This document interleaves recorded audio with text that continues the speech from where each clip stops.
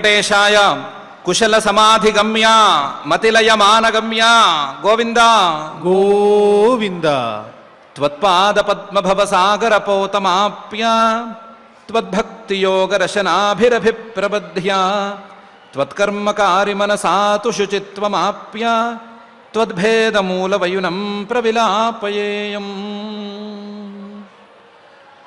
అని భూతభౌతిక ప్రపంచ నిర్మాత అఘటిత ఘటనాపటు మాయాధిష్ఠాత అయిన శ్రీనివాస పరమాత్ముని అజ్ఞానాన్ని పోగొట్టవలసిందిగా ప్రార్థించుకుంటూ శ్రీశుకుల వారు ఉపదేశం చేసిన శ్రీమద్భాగవతం యొక్క అధ్యయన కార్యక్రమాన్ని ప్రారంభించుకుందాము. ప్రారంభంలో ఆచార్యుల వారితో కలిసి ప్రార్థనా శ్లోకాలను చదువుకుందాము, మంగళాచరణం చేసుకుందాము. శ్రీ గురు ప్రార్థనా. గురుర్బ్రహ్మా గురుర్విష్ణుః గురుర్దేవో మహేశ్వరః గురుః సాక్షాత్ పరం బ్రహ్మ తస్మై శ్రీ గురవే నమః. శ్రీనివాస ప్రార్థనా. పూరితాశేషకామాయ హారిణే హేమమాలినే వారిజాతాదిపూజ్యాయ శ్రీనివాసాయ తే నమః. అథ సంకల్పః. శ్రీమదాదివరాహ క్షేత్రే విరాజమానస్య నిత్యశుద్ధబుద్ధముక్తస్వభావస్య లీలాగృహీతవిగ్రహస్య శ్రీపద్మావతీ జానేః అనుగ్రహేణ అస్మాకం సర్వేషాం బుద్ధిశుద్ధ్యర్థం విద్యాభివృద్ధ్యర్థం భక్తిజ్ఞానవైరాగ్యాది తదనుకూల సర్వసంపత్సమృద్ధ్యర్థం శ్రీపరమేశ్వర ప్రీత్యర్థం శ్రీమద్భాగవత పాఠం కరిష్యామహే. అస్య శ్రీమద్భాగవత స్తోత్ర మహామంత్రస్య నారద ఋషిః బృహతి ఛందః శ్రీకృష్ణః పరమాత్మా దేవత బ్రహ్మ బీజం భక్తిశక్తిః జ్ఞానవైరాగ్యే కీలకం అస్మాకం శ్రీమద్భగవత్ప్రసాదసిద్ధ్యర్థే పాఠే వినియోగః. ధ్యానం నారాయణేన పృథురూపధృతాభివృద్ధాం మిత్రాబ్జకాంతివిధుతాంధకరాభిరామాం ద్వీపాభిజన్మశుకసూతరవాతిరమ్యాం విశ్వంభరాం విశతభాగవతం విశాలాం. శ్రీ గురుభ్యో నమః. 11 అధ్యాయాల పాటు సుదీర్ఘంగా సాగినటువంటి పృథు చరిత్ర సమాప్తమైంది. పృథు చరిత్రను సమాప్తి చేసిన తర్వాత మైత్రేయ మహర్షి గారు పైకి వెళ్ళబోతున్నారు. ఆ పైకి వెళ్ళబోయేటువంటి విషయాన్ని, పృథు చరిత్రను ఏ కారణంతో ప్రారంభించారో ఆ కారణాన్ని తీసుకునే పైకి వెళుతున్నారు. పృథు చరిత్ర ప్రారంభమైనటువంటి విధానం, ధ్రువ చరిత్రను మైత్రేయ మహర్షి గారు చెప్పగా, ఆ ధ్రువ చరిత్ర చివర్లో ప్రచేతసులు అనేటువంటి మహానుభావులు యజ్ఞం చేస్తుంటే, ఆ యజ్ఞంలో నారద మహర్షి గారు ధ్రువుడి గురించి గొప్పగా పాడారు, మహతీ వీణను మీటుతూ పాడారు అనే మాట విదురుడు విన్నాడు. విని ఎవరా ప్రచేతసులు, వారు ఎందుకు యజ్ఞం చేశారు, ఆ యజ్ఞంలోకి నారద మహర్షి గారు ఎందుకు వచ్చారు, ఎందుకు పాడారు అనే ప్రశ్నలు వేశారు. వేస్తే ఆ ప్రచేతసులు ఈ ధ్రువుడి వంశంలోని వారే అని చెప్పటానికి ధ్రువుడి యొక్క వంశాన్ని, ఆయన పిల్లవాడు వత్సరుడు అని ఇలా మొదలుపెట్టి చెప్పుకుంటూ వచ్చారు. అక్కడ అంగమహారాజు గారి కథ, తర్వాత వేణమహారాజు గారు, పృథు మహారాజు గారు, ఈ ముగ్గురిది మధ్యలో వచ్చింది. వచ్చేసరికి వాళ్ళ గురించి చెబుతూ ఈ పృథు చరిత్రను వివరంగా చెప్పి పూర్తి చేశారు. చేసిన తర్వాత ఆ ప్రచేతసులు ఎవరు అని చెప్పడానికే పృథుమహారాజు గారి దగ్గర నుంచి వాళ్ళ వంశాన్ని పైకి తీసుకెళ్తూ ప్రచేతసుల్ని పరిచయం చేయడానికి పై గ్రంథం ప్రారంభించబోతున్నారు. ప్రచేతసుల్ని పరిచయం చేయటం, ఆ వృత్తాంతం చెప్పటం మొత్తం 8 అధ్యాయాల వ్యవహారం. ఆ 8 అధ్యాయాలలోనూ 5 అధ్యాయాల పాటు ప్రచేతసుల యొక్క తండ్రి గారైనటువంటి ప్రాచీన బర్హి గారి గురించి చెప్పటమే ఉంటుంది. దానికంటే ముందు ప్రచేతసులు వాళ్ళు ఎలా ధ్రువుడికి లేదా పృథుమహారాజు గారికి ఎలా సంబంధించి ఉన్నారు అనే విషయాన్ని చెప్పటం, తర్వాత వాళ్ళు చేసినటువంటి తపస్సు చెప్పటం, ఆ సందర్భంగా శివగీతను గురించి చెప్పటం అనేటువంటి అంశాలను ఈ 24వ అధ్యాయంలో మహర్షి గారు ప్రారంభించబోతూ మైత్రేయ ఉవాచ విజితాశ్వోధిరాజాసీత్ పృథుపుత్ర పృథుశ్రవా యవీయేభ్యో దదాత్కాష్ఠా భ్రాతృభ్యో భ్రాతృవత్సల అని. విజితాశ్వుడు అనే పేరుతో అధిరాజా, రాజులందరి పైన చక్రవర్తి గారు ఆసీత్ ఉన్నాడు. ఈయన ఎవరు అంటే సుమారుగా మనకి బాగా గుర్తు ఉండనే ఉంది.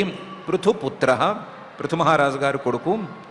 పృథుశ్రవాహ, చాలా విస్తారమైన కీర్తి కలిగినటువంటి వాడు ఈయన. ఈయన ఒక్కడే కాదు, ఈయనకి ఇంకా కూడా 4 తమ్ముళ్ళు ఉన్నారు. మొత్తం పృథుమహారాజు గారికి 5 సంతానం. 5గురిలో ఈ విజితాశ్వుడు పెద్దవాడు, ఇంకా కూడా 4 ఉన్నారు. తానే చక్రవర్తి అయినప్పటికీ, తనకే మొత్తం రాజ్యాధికారం పెద్ద కొడుకుగా దఖలు పడినప్పటికీ, భ్రాతృవత్సల, తమ్ముళ్ళ మీద చాలా ప్రేమ ఉన్నటువంటి విజితాశ్వుడు, అందులోనూ తమ్ముళ్ళని తన పిల్లలుగా భావించేటువంటి విజితాశ్వుడు భ్రాతృవత్సల, యవీయేభ్య, తనకంటే చిన్నవాళ్లే అయినప్పటికీ కాష్ఠా భ్రాతృభ్య అదదాత్, తనకు వచ్చినటువంటి తండ్రి గారి దగ్గర నుంచి తనకు వచ్చినటువంటి ఈ భూమండలం మొత్తాన్ని 4 దిక్కులుగా విభజించి 4 దిక్కుల్ని 4 తమ్ముళ్ళకి పంచేసి తాను రాజ్యాధికారం ఉంచుకోలేదు. యవీయేభ్య, తనకంటే చిన్నవాళ్ళైనటువంటి తన తమ్ముళ్ళని తన పిల్లలుగా భావించి అదదాత్ కాష్ఠా, ఆయా దిక్కుల్ని ఆయా తమ్ముడికి ఇచ్చేశాడు. భ్రాతృభ్య, తన తమ్ముళ్ళకే ఇచ్చాడు. భ్రాతృవత్సల, తమ్ముళ్ళ మీద పిల్లల మీద ఉన్నటువంటి ప్రేమను పెట్టుకున్నాడు ఆయన, అందుకని ఇచ్చేశాడు. విజితాశ్వోధిరాజాసీత్ పృథుపుత్ర పృథుశ్రవా యవీయేభ్యో దదాత్ కాష్ఠా భ్రాతృభ్యో భ్రాతృవత్సల.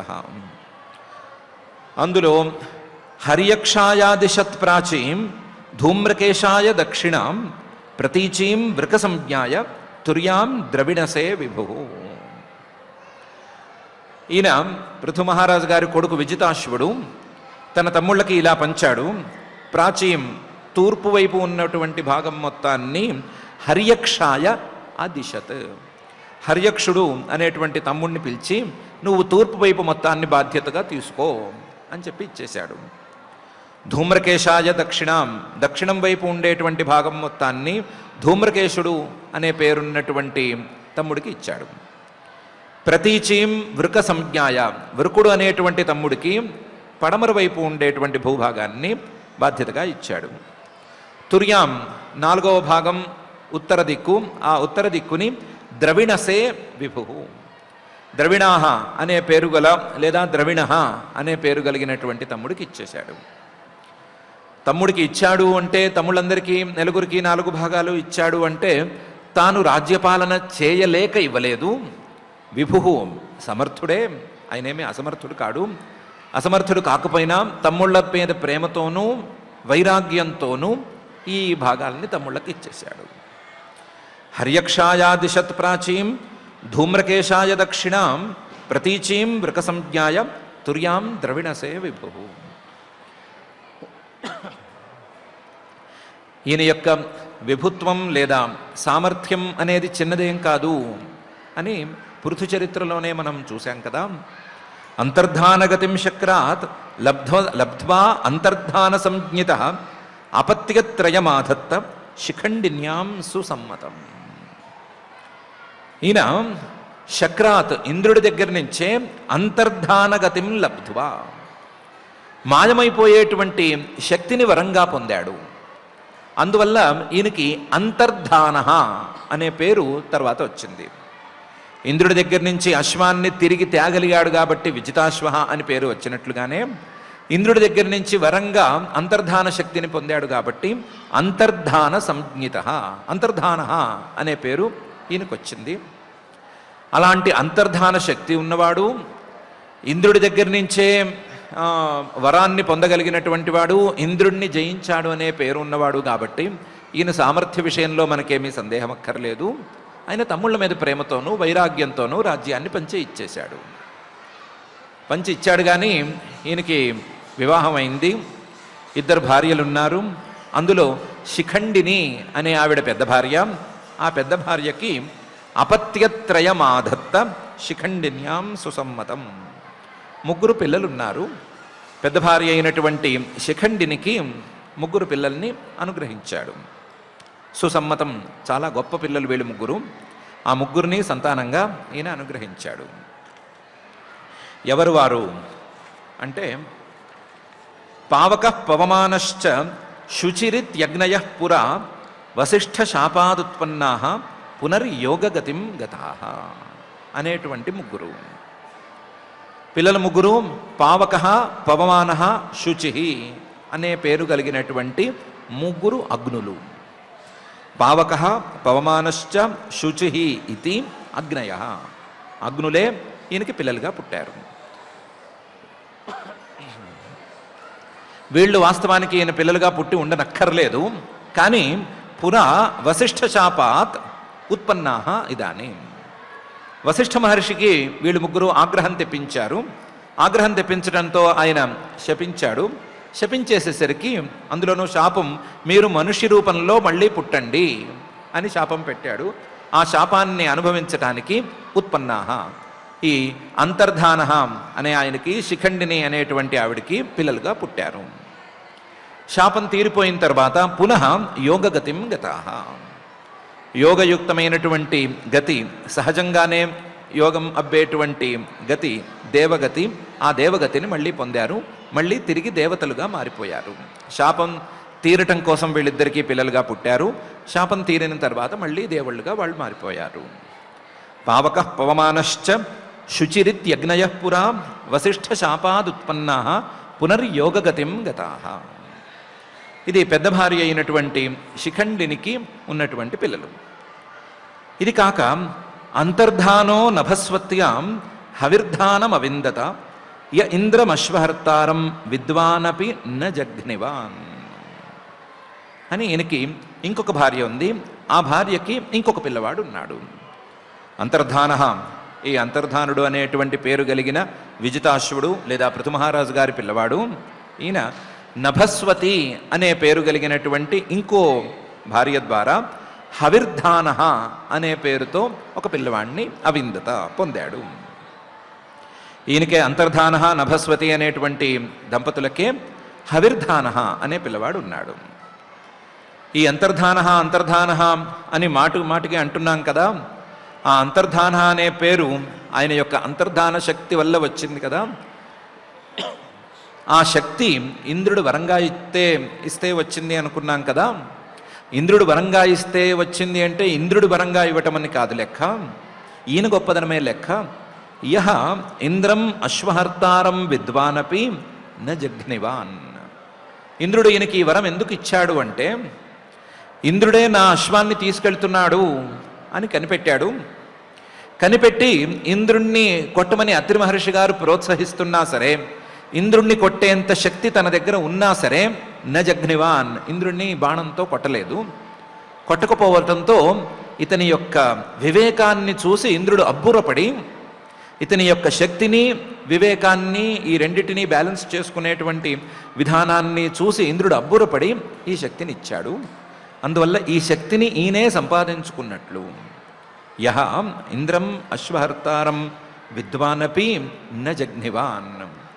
ఇంద్రుణ్ణి కూడా కొట్టగలిగినంత శక్తి ఉండి, కొట్టగలిగినటువంటి సందర్భం వచ్చినా సరే కొట్టకుండా ఉన్నటువంటి వివేకవంతుడు, అలాంటి మహానుభావుడైన ఈయనకి ఈ పిల్లలు ఉన్నారు.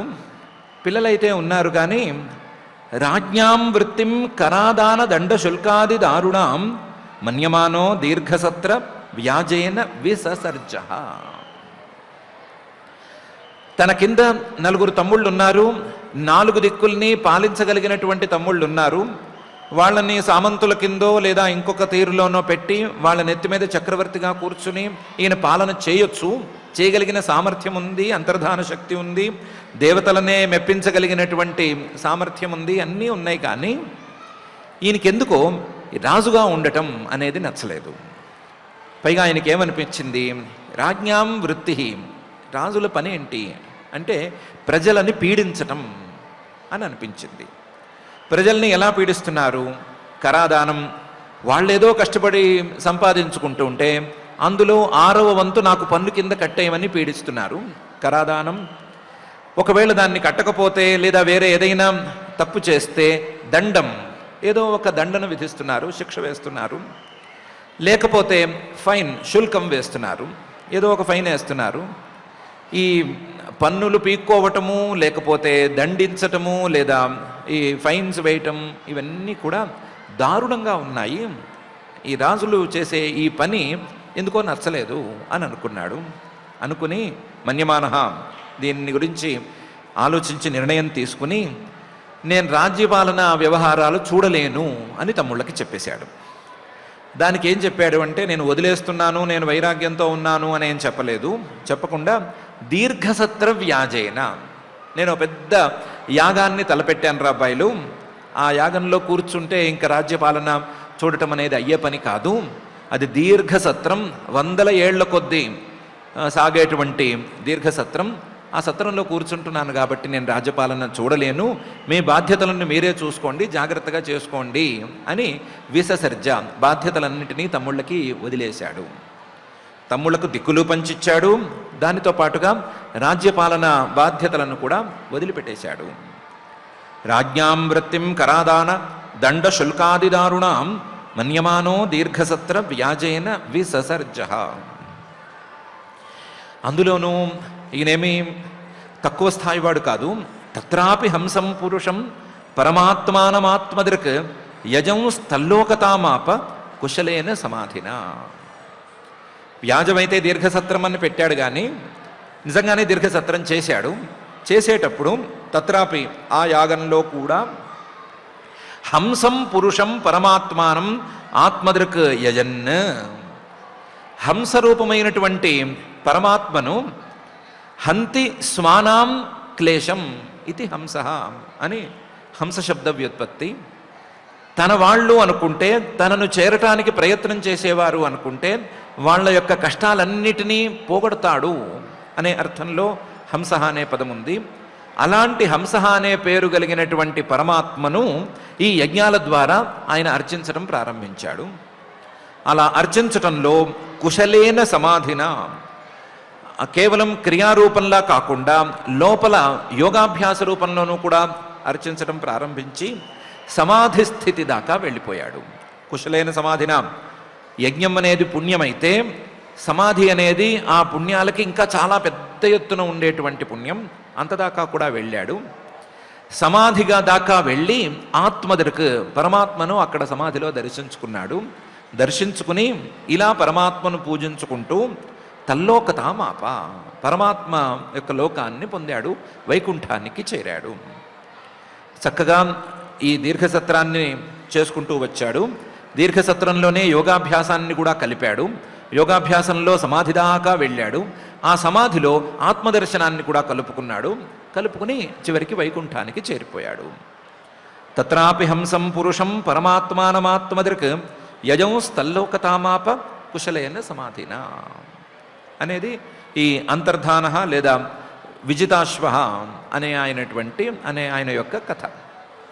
ఈయన కూడా తండ్రి గారిలాగానే జీవితాన్ని వ్యర్థం చేసుకోకుండా చివరికి ఆ పరమాత్మ పదాన్ని చేరుకున్నాడు. హవిర్ధానాత్ హావిర్ధాని విదురాసూత షట్ సుతాన్ బర్హిషదం గయం శుక్లం కృష్ణం సత్యం జితవ్రతం. ఈయనకి 2 భార్యలు, 2 భార్యలకి మొత్తం 4 పిల్లలు అనుకున్నాము. కాకపోతే 4 పిల్లల్లో 3 పిల్లలు శాపవశాత్తు పుట్టిన వాళ్ళు, శాపం తీరిపోవటానికి మాత్రమే జన్మించిన వాళ్ళు. శాపం తీరంగానే వాళ్ళు పైకి వెళ్ళిపోయారు. మిగిలిన వాడు ఈయన కొడుకు హవిర్ధానుడు, అంతర్ధానుడు కొడుకు హవిర్ధానుడు. ఈయనకి హావిర్ధాని అనే పేరుతో ఒక ఆయన పుట్టాడు. హవిర్ధానుడికి పిల్లవాడు పుట్టాడు. ఆయన పేరు ఇంకో పేరుంది, అది తర్వాత వస్తుంది. ఈయనకి ఈ హవిర్ధానుడి పిల్లవాడు విదుర, ఓ విదురుడా, అసూత షట్ సుతాన్, 6 పిల్లలకు జన్మనిచ్చాడు. వాళ్ళు బర్హిషద, గయ, శుక్ల, కృష్ణ, సత్య, జితవ్రత అనేటువంటి పేర్లతో ప్రసిద్ధి చెందారు. హవిర్ధానాద్ధావిర్ధాని విదురాసూత షట్ సుతాన్ బర్హిషదం, గయం, శుక్లం, కృష్ణం, సత్యం, జితవ్రతం. ఇది ఈయన యొక్క పిల్లలు. హవిర్ధానుడు, హావిర్ధాని ఆయన యొక్క పిల్లలు, వీళ్ళ యొక్క పతి. వీళ్లలో బర్హిషత్ సుమహాభాగ హావిర్ధాని ప్రజాపతి క్రియాకాండేషు నిష్ణాత యోగేషు చ కురూద్వ. హవిర్ధానుడి పిల్లవాడైనటువంటి ఆయనకి బర్హిషత్ అని పేరు. ఆయన సుమహాభాగ, చాలా గొప్పవాడు. ఈయన ప్రజాపతి, ప్రజలకు రాజుగా మళ్ళీ పట్టానికి వచ్చాడు. ఈయన ఒట్టి రాజు మాత్రమే కాదు, క్రియాకాండేషు నిష్ణాత, వైదికమైనటువంటి కర్మలను చేయటంలో చాలా ఆసక్తి ఉన్నటువంటి వాడు. వైదికమైనటువంటి కర్మలను విస్తారంగా చేసినటువంటి మహానుభావుడు. యోగేషు చ కురూద్వ, అదే సమయంలో యోగాభ్యాసాన్ని కూడా చాలా చక్కగా చేసుకున్నాడు. క్రియలను, వైదికమైనటువంటి కర్మలను, యోగాభ్యాసాన్ని సమన్వయం చేసుకుంటూ ఈయన నడిపాడు. అలాంటి వాడు ఈయన కురుద్వ, ఓ విదుర. ఈయన బర్హిషత్ అనే పేరు కలిగినటువంటి వాడు. బర్హిషత్ సుమహాభాగో హావిర్ధాని ప్రజాపతి క్రియాకాండేషు నిష్ణాతో యోగేషు చ కురుద్వ. యస్యేదం దేవయజనం అనుయజ్ఞం వితన్వతః ప్రాచీనాగ్రై కుశైరాసీత్ ఆస్త్రితం వసుధాతలం. ఈ బర్హిషత్ అనేటువంటి ఆయన చాలా యజ్ఞాలు చేసేవాడు అనుకున్నాం కదా, క్రియాకాండేషు నిష్ణాత అని అనుకున్నాం కదా. ఆయన ఎంత పెద్ద స్థాయిలో యజ్ఞాలను చేశాడంటే, యస్య ఆయన యజ్ఞాలు చేస్తూ ఉంటే, ఇదం ఈ భూమండలం లేదా భూమి మీద కాస్తంత చప్టాగా ఉండేటువంటి ప్రాంతం అంతా కూడా దేవయజనం, ఆయన యజ్ఞశాలగా మారిపోయింది. భూమండలంలో చప్టాగా కాస్త కూర్చోవడానికి వీలుగా ఉండేటువంటి ప్రాంతంలో ప్రతి అణువులోనూ ఆయన యజ్ఞం చేశాడు. యజ్ఞవాటికలు నిర్మించుకుని యజ్ఞం చేసేశాడు. దానికి ఏం చేశాడు? అనుయజ్ఞం వితన్వత. ఒక చోట మొదలుపెట్టి ఒక యజ్ఞశాల వేసి అక్కడ యజ్ఞం చేసేవాడు. చేసేసి ఆ యజ్ఞాన్ని అక్కడికి పూర్తి చేసి ఆ యజ్ఞశాల పరిధి ఉంటుంది కదా, ఆ యజ్ఞశాల పరిధి నుంచి మళ్ళీ ఇంకొక యజ్ఞశాల నిర్మించేవాడు. నిర్మించి ఆ మరుసటి రోజే ఇంకొక యజ్ఞం ప్రారంభించి ఆ యజ్ఞం చేస్తూ ఉండేవాడు. ఆ యజ్ఞం పూర్తయిన తర్వాత ఆ యజ్ఞశాల కాంపౌండ్ వాళ్ళ నుంచి మళ్ళీ ఇంకొక యజ్ఞశాల నిర్మించటము, అక్కడ యజ్ఞం చేయటము అని అనుయజ్ఞం. ఒక యజ్ఞం తర్వాత మరొక యజ్ఞం, మరొక యజ్ఞం తర్వాత ఇంకో యజ్ఞం అనే తీరులో, ఒకదాని పక్కన ఇంకొక యజ్ఞం, దాని పక్కన ఇంకో యజ్ఞం అనే తీరులో ఈ భూమండలమంతా కూడా ఆయన యజ్ఞశాలను నిర్మించేశాడు. అనుయజ్ఞం వితన్వత. యజ్ఞశాల అంటే సహజంగానే అందులో దర్భలు పరవాల్సి వస్తుంది. దర్భలు అంటే ఒక రకంగా ఉండేటువంటి గడ్డి లాంటివి, అవి పరవాల్సి వస్తుంది. ఆయన పరిచాడు. ప్రాచీనాగ్రై కుశైరాసీదాస్త్రితం వసుధాతలం. ఆయన దర్భల్ని తూర్పుకి కొనలు ఉండేటట్లుగా, దర్భల తాలూకు కొసలు ఉంటాయి కదా, ఆ కొసలు తూర్పుకు ఉండేటట్లుగా పరుచుకుంటూ పోయాడు. ఇలాగా ప్రాచీనాగ్రై తృణై, ప్రాచీనాగ్రై కుశై, అలా తూర్పుకు కొసలు ఉండేటట్లుగా దర్భల్ని పరుచుకుంటూ పోతూ ఉంటే, ఒక యజ్ఞం తర్వాత మరొక యజ్ఞం అని చెప్పుకున్నాం కదా, మొత్తం మీద తిరిగి చూస్తే ఆస్త్రితం వసుధాతలం ఆసీత్. ఈయన భూమండలమంతా యజ్ఞశాలగా మార్చి యజ్ఞాలు చేశాడు. ఈ భూమండలమంతా కూడా ఈ కుశల్ని, దర్భల్ని పరుచుకుంటూనే పోయాడు. కాబట్టి ఈయనకి ప్రాచీన బర్హి అనేటువంటి పేరో లేకపోతే బిరుదో ఏదో ఒకటి కూడా వచ్చి చేరింది. ప్రాచీన బర్హి అనే పేరుతో ఈయన ప్రసిద్ధుడయ్యాడు. యస్యేదం దేవయజనం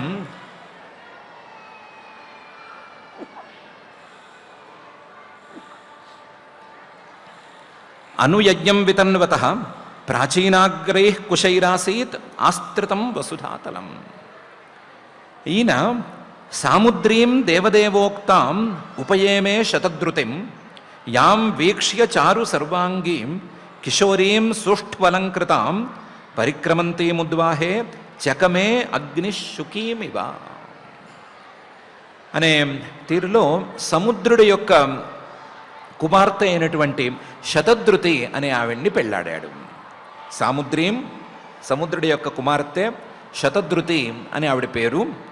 ఆవిడ్ని ఉపయేమే, వివాహం చేసుకున్నాడు. అందులోనూ వీళ్ళిద్దరికీ వివాహం కుదిరించింది దేవదేవోక్తాం, దేవదేవుడైనటువంటి బ్రహ్మే కుదిరిచ్చాడు. బ్రహ్మగారు చెప్పారు అని చెప్పి ఈయన సముద్రుడి కూతురైనటువంటి శతద్రుతిని వివాహం చేసుకున్నాడు. ఈ సముద్రుడి కూతురు శతద్రుతి చాలా చాలా చాలా అందగత్తె. యాం వీక్ష్య చారు సర్వాంగీం, వీళ్ళిద్దరు వివాహానికి వచ్చిన వాళ్ళందరూ ఆ పిల్ల అందం చూసి మైమరిచిపోయారు. అంత అందగత్తె ఆవిడ. వాళ్ళు వీళ్ళు కాదు, చివరికి అగ్ని కూడా మైమరిచిపోయాడు. యాం వీక్ష్య, ఈ శతద్రుతిని చూసి, చారు సర్వాంగీం, చారు ఆవిడ యొక్క శరీరంలో ప్రతి భాగము చాలా గొప్పగా ఉంది. సముద్ర పుత్రిక కాబట్టి సాముద్రిక లక్షణాలన్నీ చక్కగా ఉన్నాయి. అలాంటి లక్షణాలతో ఉంది. దీనికి తోడు కిషోరీం, చిన్న వయసులో ఉంది. సుష్ఠు అలంకృతాం, బాగా అలంకారం చేసుకునుంది. ఇలాంటి అందమైనటువంటి పిల్లని శతద్రుతిని ఈయన వివాహం చేసుకుంటూ ఉంటే, వివాహంలో భాగంగా ఉద్వాహే, వివాహంలో భాగంగానే పరిక్రమంతి, అగ్నికి ప్రదక్షిణ చేస్తూ ఉంటే అగ్ని చకమే, అగ్నే చూసి మరిచిపోయాడు. అగ్ని శుకీమివ దృష్ట్వా చకమే. అగ్ని మైమరిచిపోయాడు అంటే అగ్ని ఏమిటి, ఇలా పరస్త్రీని చూసి మైమరిచిపోవటం ఏంటి అని కాదు. శుకీమివ, అగ్నికి శుకి అనే పేరుతో ఒక అమ్మాయి ఉంది, ఒక పిల్ల ఉంది, ఆడపిల్ల ఉంది. ఆడపిల్లని చూసినట్లుగా, అయ్యో మా అమ్మాయిని చూసినట్లుగానే ఉంది అన్నట్లుగా చూసి మైమరిచిపోయాడు. అగ్నికి స్వాహ ద్వారా శుకి శుకి అనే పేరుతో ఒక అమ్మాయి ఉంది అనే సంగతి వేరు చోట్ల ఉంది. దానికి చాలా పెద్ద వృత్తాంతమే ఉంది. దానికి ఇందాక చెప్పుకున్నటువంటి వశిష్ఠ శాపానికి కొంచెం సంబంధం కూడా ఉంది. ఆ సంబంధాలన్నిటితో కలుపుకుంటే అగ్నికి, స్వాహాదేవికి శుకి అనే పేరుతో ఒక అమ్మాయి ఉంది. బహుశా ఆవిడ చిలుక కూడా అయి ఉండవచ్చు. ఆ శుకిని తలుచుకుని మా అమ్మాయల్లే ఉంది అని అనుకుని అగ్ని కూడా మైమరిచిపోయాడు. అరే ఈ అమ్మాయి నాకు ఆడపిల్ల అయితే బాగుండేది, మా అమ్మాయల్లేనే ఉంది అని అనుకున్నాడు. అంత అందంగా ఆవిడ ఉంది. సాముద్రీం దేవదేవోక్తాం ఉపయేమే శతద్రుతిం యాం వీక్ష్య చారు సర్వాంగీం కిశోరీం సుష్ఠ్వలంకృతాం పరిక్రమంతీముద్వాహే చకమే అగ్నిశుకీమివ. ఇది అగ్ని లాంటి గొప్ప సాత్వికమైనటువంటి దేవతకి చెల్లింది. కానీ మిగతా వాళ్ళు మాత్రం కేవలం మన పిల్ల లేకపోతే మాకు అమ్మాయి అనే దృష్టితో ఏమీ చూడలేదు.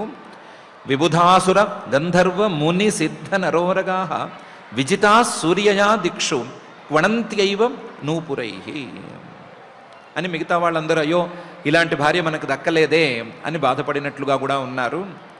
బాధపడటం అంటే ఎంత దాకా అంటే విబుధాహ దేవతలు, అసురాహ రాక్షసులు, గంధర్వాహ గంధర్వులు, మునులు, సిద్ధాహ సిద్ధజాతి వాళ్ళు, నరాహ నరులు మానవులు, ఉరగాహ పాములు, వాసుకి మొదలైనటువంటి వాళ్ళు, వీళ్ళందరూ కూడా ఈ వివాహంలో ఈవిడ అగ్నికి ప్రదక్షిణం చేస్తుంటే ఆవిడ కాలి గజ్జెల తాలూకు మణులు, చిన్న చిన్న గజ్జెలు కిణకిణకిమని శబ్దం చేస్తుంటే క్వణయంత్యా నూపురై, తన కాలి అందెలతోనే ఆవిడ శబ్దం చేస్తుంటే ఆ శబ్దానికే వాళ్ళందరూ మైమరిచిపోయారు. విజితాహ వాళ్ళందరూ ఓడిపోయారు. ఒక్కసారిగా తమను తాము మరిచిపోయారు. మరిచిపోయి ఆవిడ ఆ శబ్దానికే తమను తాము ఓడించేసుకున్నారు. సూర్యయ, అప్పటికి ఈవిడ వివాహంలో వధువుగా ఉంది. సూర్య అంటే వివాహంలో ఉన్నటువంటి పెళ్లి కూతురు లేదా నవోఢ వధువు అంటారు. కొత్తగా పెళ్లి చేసుకుంటున్నటువంటి పెళ్లి కూతురు. ఆ పెళ్లి కూతురు అగ్ని చుట్టూ ప్రదక్షిణం చేస్తుంటే ఆ కాలి అందెల శబ్దానికి అందరూ కూడా ఓడిపోయారు, కింద పడిపోయారు. విబుధాసుర గంధర్వ ముని సిద్ధ నరోరగా విజితా సూర్యయా దిక్షు క్వణంతికైవ నూపురై అని ఈ ప్రాచీన బర్హి తాలూకు భార్య శతధృతి గురించి మహర్షి గారు చెప్తున్నారు. ఈ ప్రాచీన బర్హిష పుత్రా శతధృత్యాం దశాభవన్ తుల్యనామవ్రతా సర్వే ధర్మస్నాతా ప్రచేతస అని ఈ ప్రాచీన బర్హి గారి యొక్క పిల్లలు 10 మంది ఉన్నారు. వాళ్ళకే ప్రచేతసులు అని పేరు అని చెప్తున్నారు. ప్రాచీన బర్హిష పుత్రా, ప్రాచీన బర్హి గారికి శతధృత్యాం, శతధృతి అని ఇప్పుడే చెప్పుకున్నటువంటి సముద్ర పుత్రికకి దశపుత్రా అభవన్, 10 మంది పిల్లలు కలిగారు. ఈ 10 మంది పిల్లలకి తండ్రి గారు ఎందుకు పెట్టాడో కానీ పేర్లు అందరికీ ప్రచేతసహ అని పెట్టేశాడు, ఒక్కొక్కడికి ప్రచేతాహ అని పెట్టాడు. తుల్యనామ, అలాగే 10 మందికి కూడా సమానమైనటువంటి నియమాలనే ఏర్పరిచాడు. తుల్యనామ వ్రతాహ, పేరు సమానమే, అందరి యొక్క తపస్సు వ్రతాలు నియమాలు అన్నీ సమానమే అని పెట్టాడు. తుల్యనామ వ్రతా సర్వే, అందరికీ ప్రచేతాహ అనే పేరు, అందరికీ కలిపి ప్రచేతసహ అని పేరు.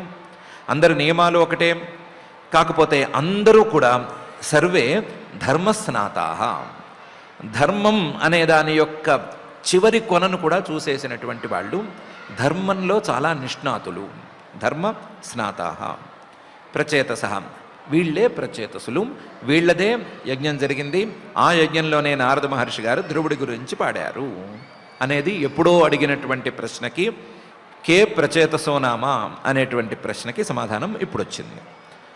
ప్రాచీన బర్హిష పుత్రా శతధృత్యాం దశాభవన్ తుల్యనామవ్రతా సర్వే ధర్మస్నాతా ప్రచేతసః అని ప్రచేతసుల యొక్క ఉత్పత్తి. అయితే ఈ ప్రచేతసులు పిత్రాదిష్టా ప్రజాసర్గే తపసే అర్ణవమావిశన్ దశవర్ష సహస్రాణి తపసా అర్చం తపస్పతిం అని వీళ్ళు చాలా గొప్ప తపస్సు చేశారు అని మహర్షి గారు చెప్తున్నారు. పిత్రా ఆదిష్టా ప్రజాసర్గే, తండ్రి గారు ప్రాచీన బర్హి గారు మీరు ప్రజలను సృష్టి చేయండి లేదా పిల్లల్ని కనండి అని ఆజ్ఞాపించారు. పిత్రా ఆదిష్టా ప్రజాసర్గే, దానితో పాటు తపస్సు చేయండి, తపస్సు చేసి పిల్లల్ని కనండి అని చెప్పారు. చెప్తే తపస్సే, ఆ తపస్సు కోసం అర్ణవం ఆవిశన్, సముద్రంలోకి ప్రవేశించారు. సముద్రం ఎలాగో వీళ్ళకి తాతగారిల్లే కదా, మాతామహుడిల్లే కదా, కాబట్టి మాతామహుడి ఇంట్లో కూర్చుని తపస్సు చేసుకున్నారు. ఎంతకాలం పాటు చేశారు? దశవర్ష సహస్రాణి, 10,000 ఏళ్ల పాటు వాళ్ళు చేశారు. దశవర్ష సహస్రాణి తపస్సు బాగా చేశారు.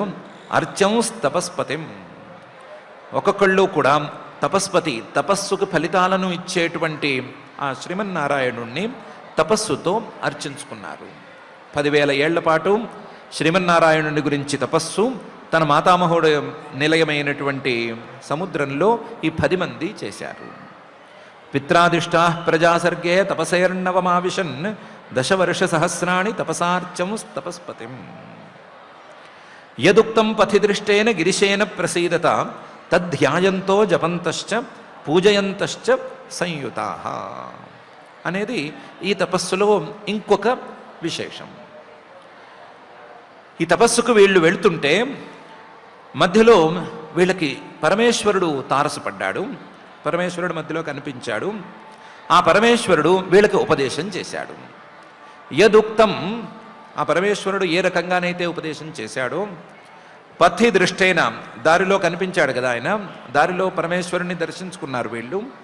గిరిశేన, ఆయన ఎక్కడో పర్వతాల్లో ఉండవలసిన వాడు, వీళ్ళ కోసమే అన్నట్లుగా ఈ సముద్రానికి వెళ్ళే దారిలో అడ్డంపడి కనిపించాడు.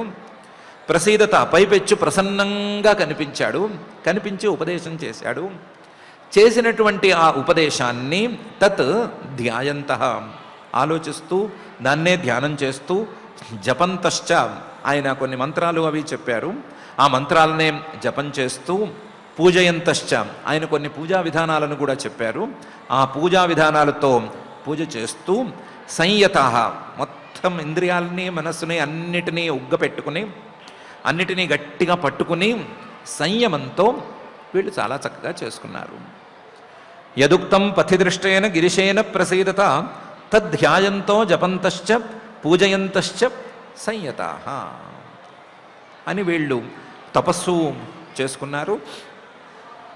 ఆ తపస్సుతో శ్రీహరినే మెప్పించడానికి పూనుకున్నారు.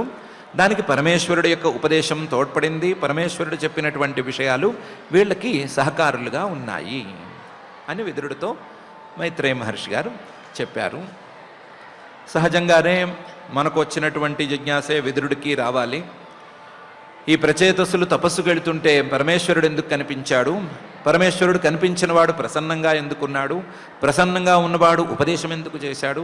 ఉపదేశం చేసినవాడు ఆ ఉపదేశంలో శ్రీహరి గురించి జపించవలసినటువంటి మంత్రాలని, పూజా విధానాలని, అలాగే ధ్యాన విధానాలని వీటిని ఎందుకు ఉపదేశం చేశాడు అనేటువంటి జిజ్ఞాసను విదురుడు కూడా ప్రదర్శించబోతున్నాడు.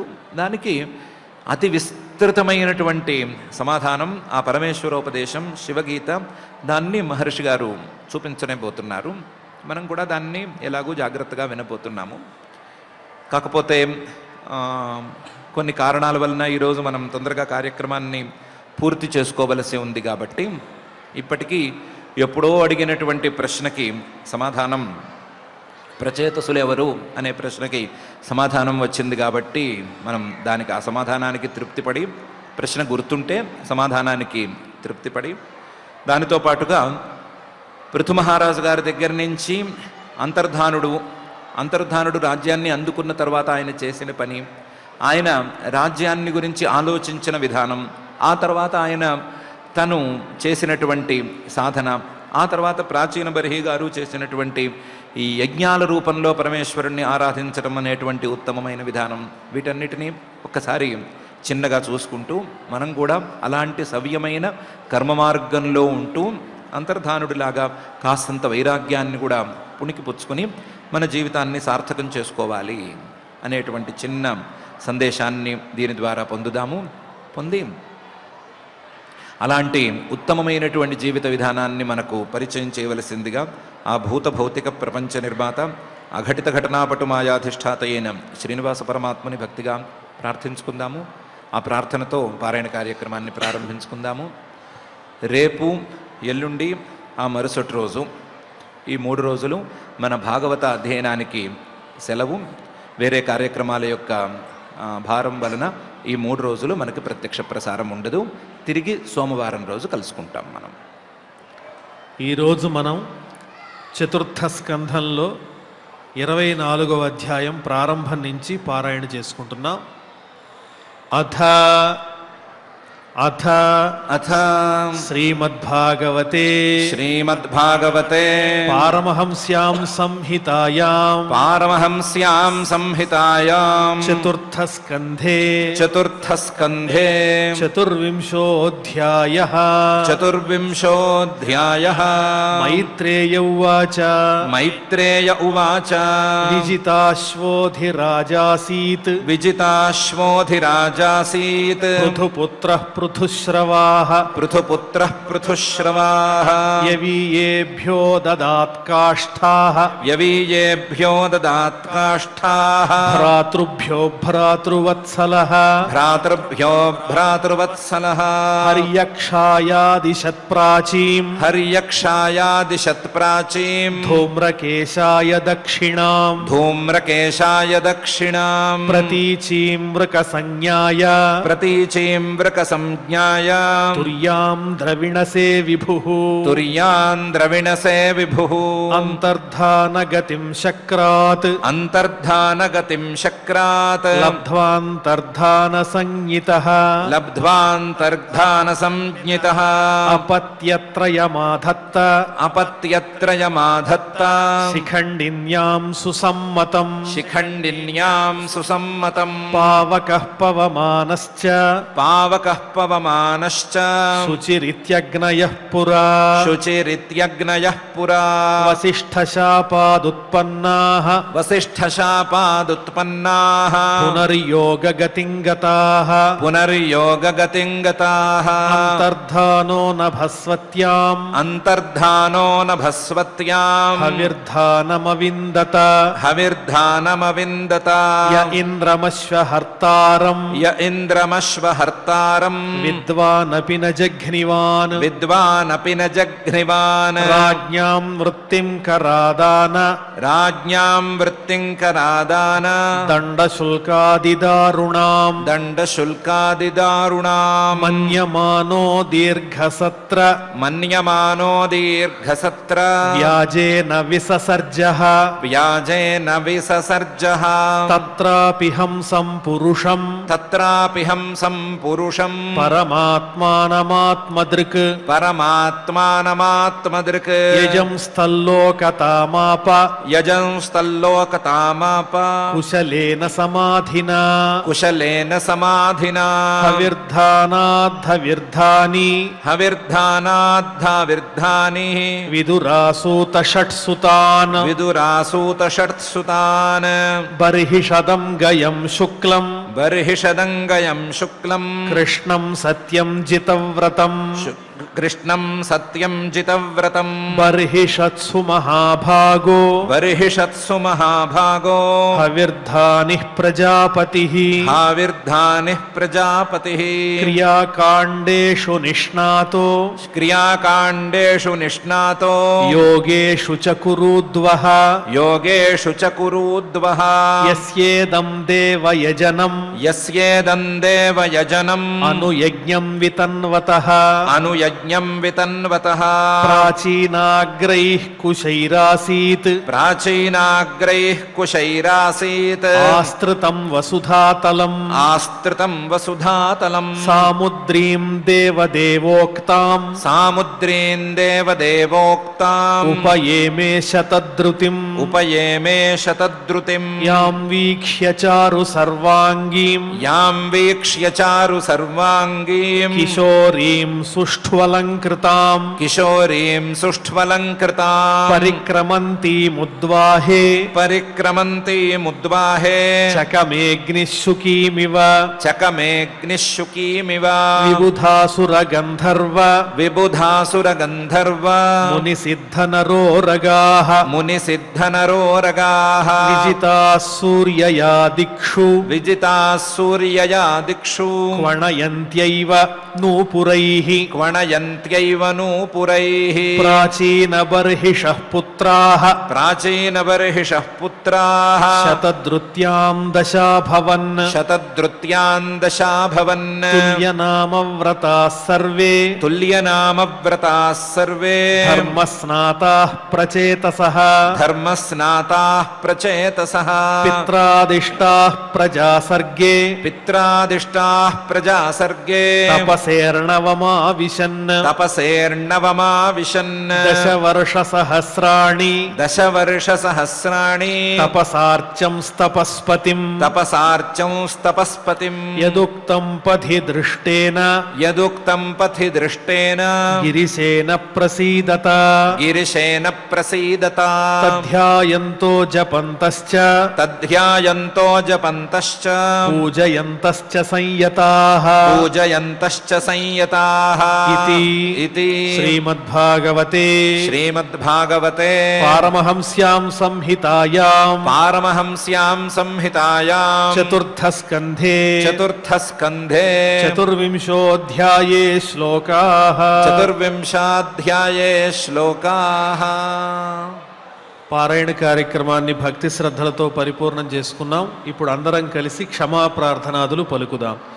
అథ క్షమా ప్రార్థనా యదక్షరపదభ్రష్టం మాత్రాహీనం చ యద్భవేత్ తత్సర్వం క్షమ్యతాం దేవ నారాయణ నమోస్తుతే. అథ భగవత్సమర్పణం కాయేన వాచా మనసేంద్రియైర్వా బుద్ధ్యాత్మనా వా ప్రకృతే స్వభావాత్ కరోమి యద్యత్ సకలం పరస్మై నారాయణాయేతి సమర్పయామి. అథ లోకక్షేమ ప్రార్థనా సర్వే భవంతు సుఖినః సర్వే సంతు నిరామయాః సర్వే భద్రాణి పశ్యంతు మా కశ్చిద్ దుఃఖభాగ్ భవేత్. అథ మంగళం శ్రియః కాంతాయ కళ్యాణ నిధయే నిధయేర్థినాం శ్రీవేంకటనివాసాయ శ్రీనివాసాయ మంగళం.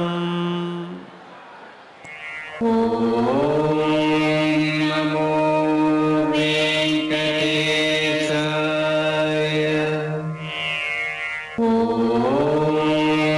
నమో వెంకటేశాయ.